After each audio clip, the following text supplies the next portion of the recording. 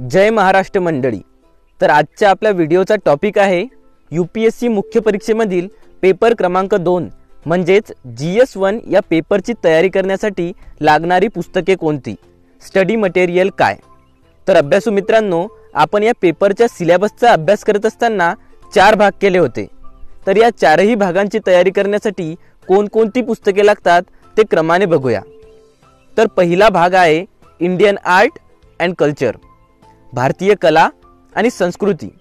तर मित्रांनो, या पाठची तयारी करण्यासाठी तुम्हाला RS शर्मा यांचे प्राचीन भारत हे पुस्तक वाचावे लागेल।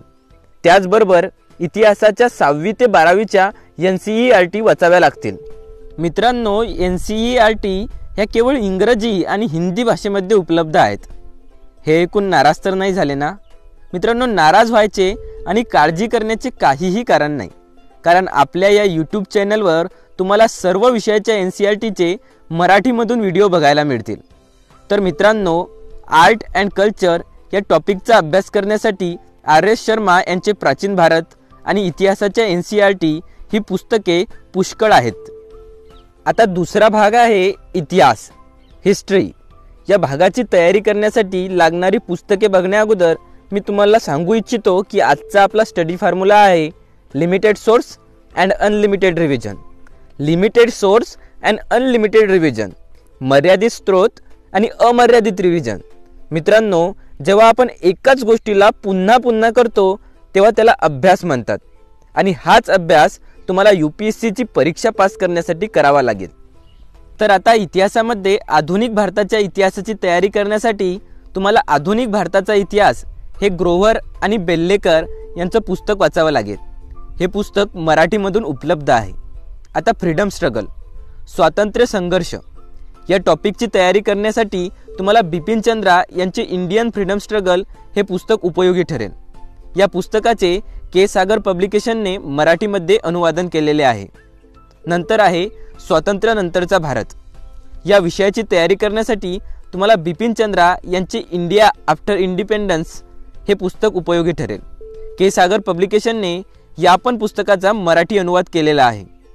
आता जगाचा इतिहास या टॉपिकची तयारी करण्यासाठी तुम्ही आधुनिक जगाचा इतिहास हे जैन आणि माथुर यांचे पुस्तक वाचू शकता। इतिहास या भागाची तयारी करण्यासाठी ही पुस्तके पुरेशी आहेत। मित्रांनो, आता थर्ड पार्ट आहे इंडियन सोसायटी, भारतीय समाज। या भागाची तयारी करण्यासाठी तुम्हाला चालू घडामोडींवर अवलंबून राहावे लागेल। त्याचबरोबर 11वी आणि 12वीच्या सोशिओलॉजीच्या NCERT तुम्हाला वाचाव्या लागतील। या टॉपिकवर जास्तीत जास्त प्रश्न चालू घडामोडींच्या आधारे विचारले जातात, त्यामुळे चालू घडामोडींबरोबरच तुम्हाला NGOs म्हणजेच नॉन गव्हर्नमेंट ऑर्गनायझेशनचे रिपोर्ट सुद्धा वाचणे गरजेचे आहे। मित्रांनो, आता चौथा आणि शेवटचा भाग आहे भूगोल, जिओग्राफी।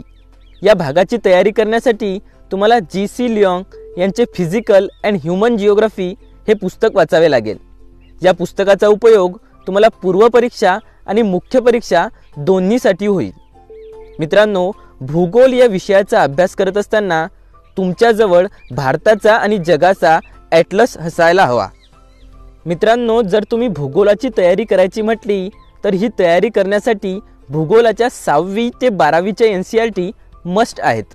मित्रांनो, ह्या NCERT इंग्रजी आणि हिंदी भाषेतच उपलब्ध आहेत, परंतु तुम्हाला काळजी करण्याचे काहीही कारण नाही, कारण या YouTube चॅनलवर तुम्हाला सर्व विषयाच्या NCERTचे मराठीमधून व्हिडिओ बघायला मिळतील।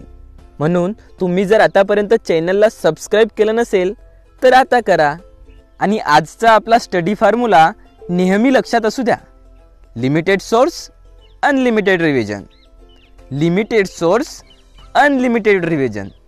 चला तर भेटूया नेक्स्ट व्हिडिओमध्ये। धन्यवाद।